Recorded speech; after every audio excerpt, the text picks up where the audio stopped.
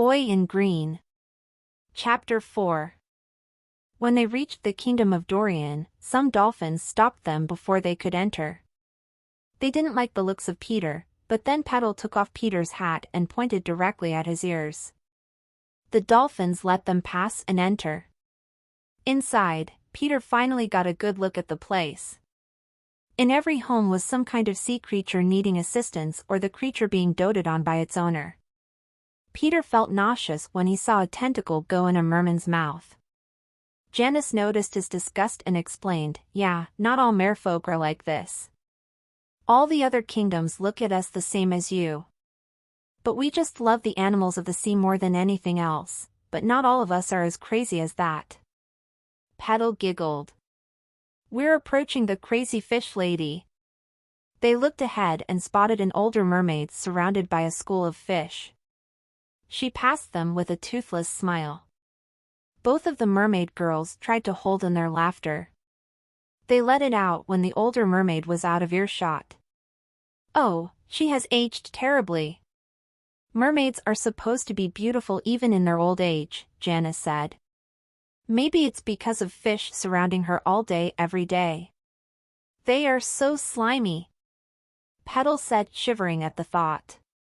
Janice sighed as she hit Petal's tail with her own, "And so are you." "But I polish it every day." "It isn't the same." "Is too." "Nah." "Yeah." "It's glossy, not slime." Peter smiled to himself as he swam alongside the girls. This place was so different than any other place he had been to before. And these two were amusing. Then Peter saw some merfolk staring at him with furrowed eyebrows. They must be concerned that he was human like Janice and Petal once thought. Then 3 more young mermaids joined the group as they reached the oddly shaped castle. All of the newcomer mermaids were interested in Peter once they noticed he wasn't human. "My name is River," a dark-haired mermaid said. "I'm Lavender," another said with purple hair. "And I'm Aqua," the final one with light blue hair told him. Petal scoffed and pushed the 3 mermaids away. "Hey, we found him first. You don't even know what he is. We're on a mission to get the Star of the Sea." River framed her face with her hands and said, "The Star of the Sea is right here. And here. And here." Janice huffed, "All right, tag along, but we need to find Princess Tiger Lily. She's the one who has the stone."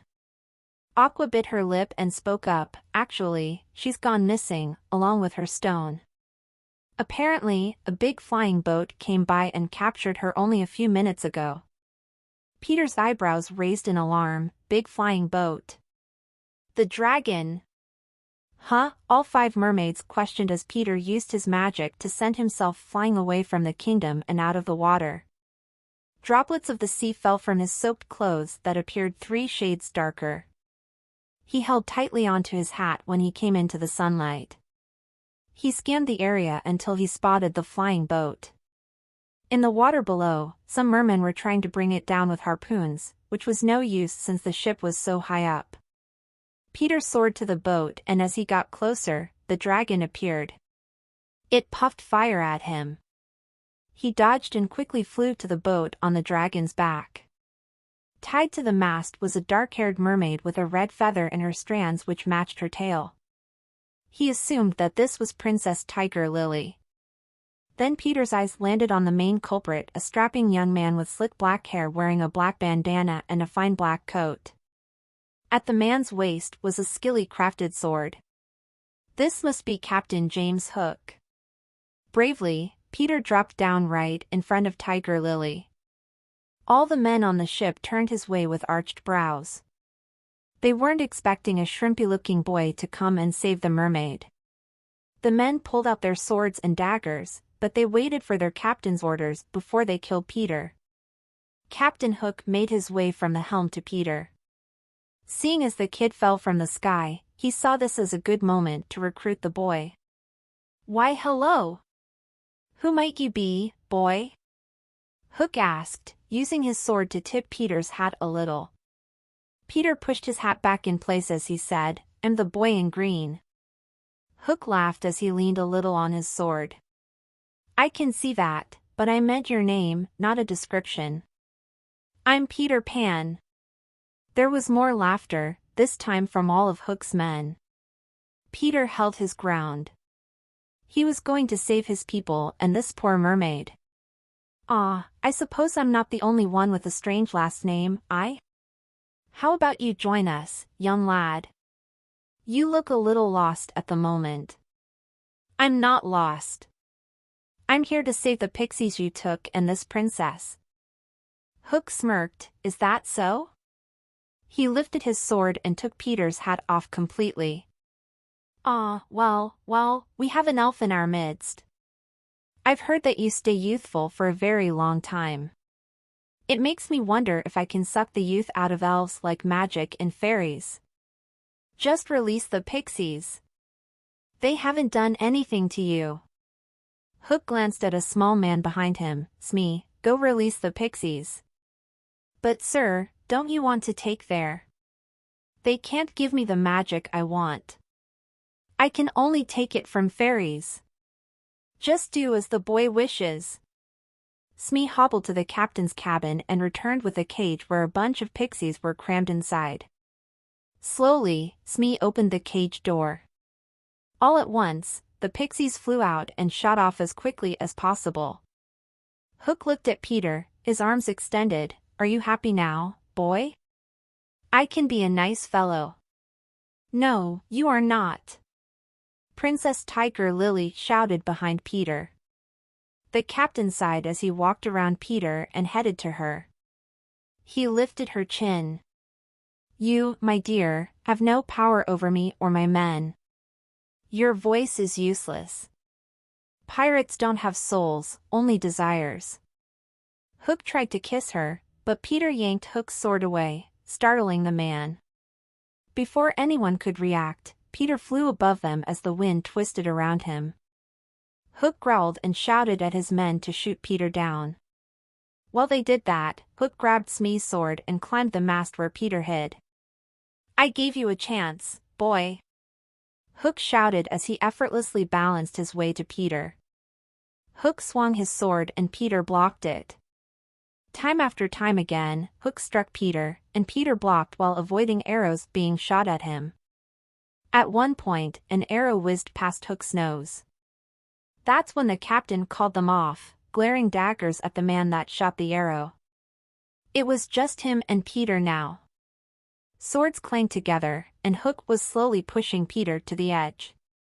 This wasn't a huge concern though, since Peter knew he wouldn't fall. With a grin, Peter formed a plan. Once Hook got him at the very edge, Hook pushed him off. Peter fell but grabbed onto the edge with his fingers.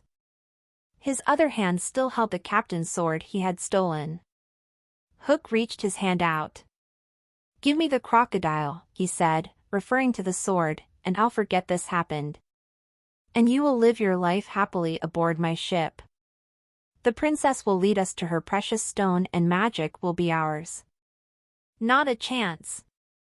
Peter yelled as he flew up and chopped Hook's hand off. With the pain too much to bear, the captain had no words to speak, only a cry. Peter understood why Hook called his sword crocodile. It was quick and its teeth were sharp. While the crew and its captain were in shock, Peter dived to Tiger Lily and cut her free from the ropes. Then Peter carried her away as swiftly as he could, making sure he didn't run into the front side of the dragon. As they drew miles away, they could still hear the captain's screams. Tiger Lily then said, "From a man who claims he doesn't have a soul." Peter set Tiger Lily in the water while he floated above. The mermaid princess stared up at him curiously. Peter Pan, is it? Why did you come and save me? Well, I'm trying to save magic. And you have something that can aid me in my quest. The Star of the Sea. Ah, well I have it right here, she pointed to the shimmering starfish jewel around her neck. She took it off and Peter tried reaching for it, but she yanked back. Now, this is my marriage jewel. All mermaids have one. So unless you're planning to be my husband, then I couldn't possibly hand it over to you. Peter was stunned. But you're years older than me, and once I turn 14, I'll age slower. What?